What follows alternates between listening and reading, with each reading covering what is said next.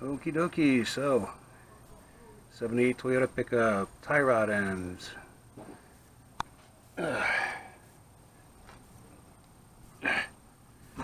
Need to get the pins out of the castle nuts and get the castle nuts off.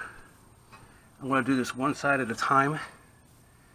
I'm going to put the new parts together after I measure this before I take it apart, so I can get all the measurements exactly as they are now.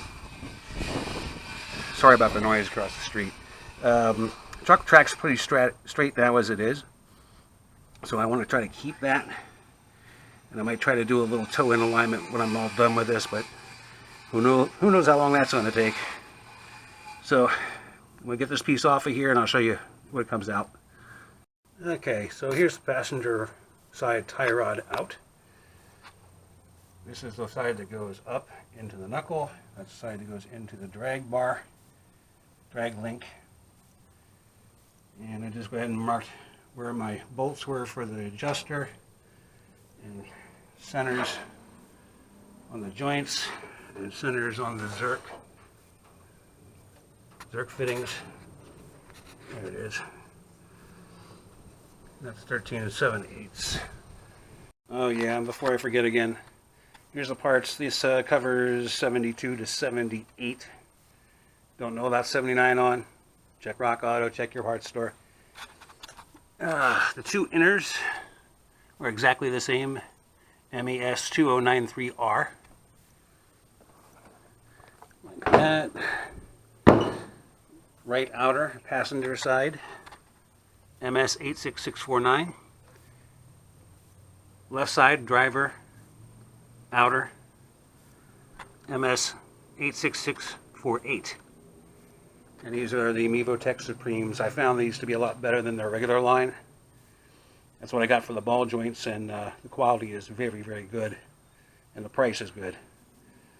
And it's about half the price on these parts from Rock Auto. Ball joints, front end parts, any front end suspension parts.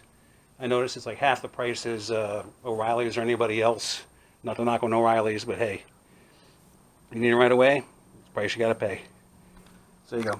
And I got the adjusting sleeve and the threads inside from the tie rod ends, and the clamps and the nuts and the bolts on the adjusting clamp soaked with some liquid wrench. Use your favorite penetrating oil of choice. I'm gonna let that soak for 5 or 10 minutes to make it easy. Alrighty then, got that apart. Took a little while and a lot of soaking. I did it. I want to reuse my adjusting sleeve because it's in decent shape. Done a side by side on these. They look very, very, very much the same. This one's about 1/8 of an inch longer on the threads. So let's take that into account. And I'm going to throw some anti-seize on those threads just in case. Reassembly. That's about as close as I'm going to get it off the truck. There we go. Get the Zerk lined up with the line. That's very, very close to center. That is centered. That Zerk is lined up. Bolts are exactly on the center. It might take a little tweaking once I get everything together, but I'm happy with this. Oh yeah, by the way, castle nut torque. This is 2-wheel drive. This is before 4-wheel drive. 36 foot-pounds on all 4.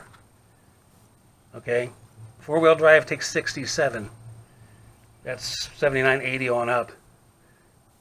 Don't know how far it goes, but hey, manual is a good help. And as usual, when you torque these up to spec, if your slot's not lined up with your hole, do not back it off. Just keep tightening until you get to the next hole. Like if you end up there, just keep tightening until you get the next one and put it in. All right? Yep, there's the driver's side out. Soaking. Liquid wrench. I like being able to give this some soak time. It also gives me a break, man. Whew. It's not hard to do, but man, it's still physical. Next. And there's the driver's side apart. The old stuff. Again, The connecting sleeve is good shape. I'm going to reuse that. The new stuff matches up good.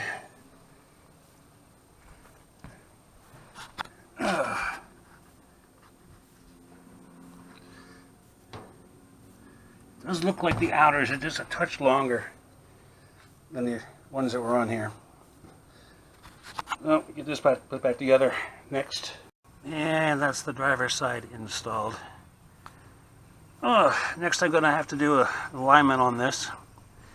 I'm going to try the string method one, of which there's hundreds of videos about this on YouTube. Excuse me. I've been looking at all of them, and I've come to some conclusions. That the best one I've seen so far that makes any sense is you get yourself 4 jack stands. I got 2 under the truck. You tie your string on, make sure it's on the inside or outside edge, front or back. Just make sure they're the same. Put your 2 jack stands back behind your vehicle, back here. Don't wrap the string around the tire, because the tire sidewall could be uneven. Put your jack stand here, one over there. Measure the distance between the jack stands on the inside. Come up to the front, and you'll have your jack stands out here. And measure just between them. Adjust them back and forth until the measurement in the back is the same as the front. That gives you a perfect rectangular box with parallel sides. Okay? And you can move it in as close as you want to get to the rim and measure at the rim. Don't measure at the center, don't measure on the sidewall. Measure at the rim. As long as your rims aren't bent, it's a good measurement. Now on this, the spec on it is 1/16 of an inch toe in each side. It's a 1/8 toe in total. So that's what I'm going to try to get it to. Got everything in. The steering wheel stayed straight for me. I'm going to look over here. Don't look too bad. Everything looks fairly straight. So hopefully it won't be too far out. And these guys over here. Renovations. Anyway, that's what I have for you about as far as the tie rods go. Quite a trip. So any questions about this, what I did, anything I ran into?